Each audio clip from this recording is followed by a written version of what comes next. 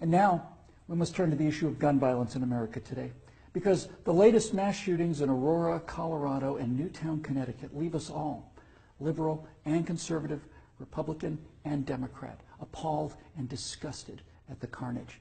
Now, some people, and that includes many of you in this room tonight, want to place the blame for this horror on things like 30-round magazines or semi-automatic rifles. We want to blame something, anything that we can control. But what we really want to ban is violence and murder and insanity. Now, we don't talk about that, though, because deep in our hearts, each of us knows that violence and murder and insanity are built into the human condition and likely always will be. You know, there are two kinds of animals in this world, predators and prey. No one watches a leopard chase down a gazelle and denies that the gazelle has a right to use its hooves and horns to protect itself from the predator. But there are people in this room tonight and all across the country who would deny that same right to self-defense to other human beings. Such people seem to think that the way to stop the leopard is to cut the horns off of the gazelle, that by somehow making it easier for the predator will simply go away. My friends, this is insane. When you make it easier for the predator, you get more predators. So let's start with the so-called assault weapons, more properly known as semi-automatic rifles. In 2011, the total firearm murders came to 8,583, according to the FBI. Now, during that time, the total murders committed by rifles, all rifles, not just semi-automatic rifles, were 323. That's 3% of all murders. Hammers and clubs kill half again as many people as rifles. Hands and feet murder twice as many. And knives kill 5 times more Americans than all rifles combined. Preventable medical errors kill about 98,000 people per year. Medical malpractice kills more than 12 times as many people as are murdered in the U.S. each year. That's more than 300 times the number killed by all rifles, not just the so-called assault rifles. And yet, no one talks about limits on hammers or knives or doctors or hospitals.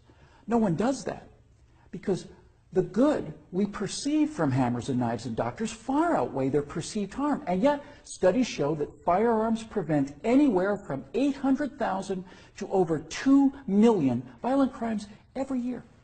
The lowest estimate means that 100 times more violent crimes were prevented with firearms than the total murders committed with firearms. That's 100 times as many.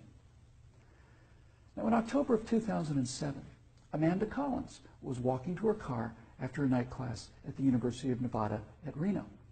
Amanda had a concealed carry permit for her 9mm Glock that she carried for self-defense.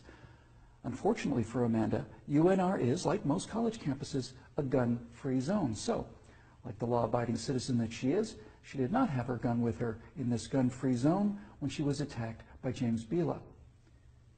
Bila raped her on the UNR campus less than 300 yards from the campus police office. He then walked away, and a few months later, this human predator went on to murder 19-year-old Breonna Dennison. Amanda Collins went on to say, quote, "I know, having been the first victim, that Breonna Dennison would still be alive had I been able to defend myself that night," unquote. Therefore, I am directing the virtual Attorney General to aggressively challenge any gun control laws that violate Amanda Collins' right not to be raped and Breonna Dennison's right not to be murdered. You're not forced to abandon your First Amendment right when you enter Chicago or New York, or your Fifth Amendment rights when you walk onto a college campus. As virtual president, I will veto on the spot, without hesitation, but with a great deal of pleasure, any and all attempts to destroy any of the Bill of Rights, of the Constitution of the United States of America. Because, when it's all said and done, the Second Amendment to the Constitution is not there to protect us against criminals, and the people calling for gun control know this. That's why they want gun control instead of crime control. That's why they want laws that, at the stroke of a pen, turn law-abiding citizens into criminals. The Second Amendment is there to protect the American people from tyranny. The Second Amendment is there to protect the American people from politicians. The Second Amendment is there to protect the American people from us.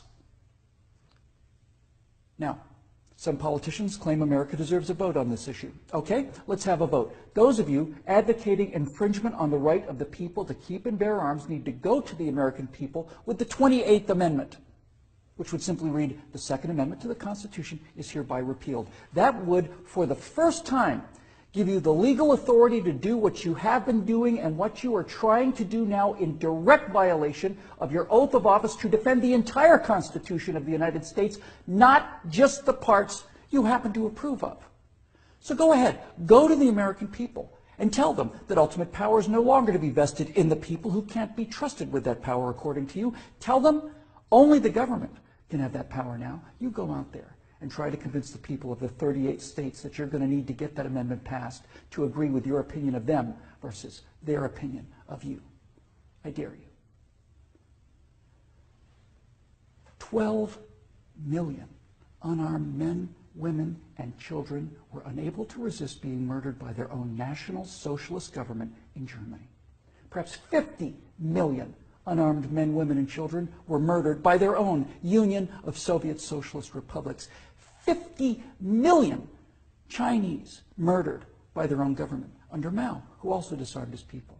And in Cuba, and in Vietnam, and in the killing fields of Cambodia. Now you say that can't happen here? You say we're protected? By what? By the Constitution that you're in the process of destroying? You are in violation of your oaths of office by so much as introducing this legislation, let alone passing it. My fellow Americans, the previous inhabitants of this chamber watched as 100 million people were murdered after being disarmed by their own governments. Every single one of those men, women, and children were as real and precious and irreplaceable as the children at Newtown. And I tell you here and now that I will be damned if I will let that happen to the American people.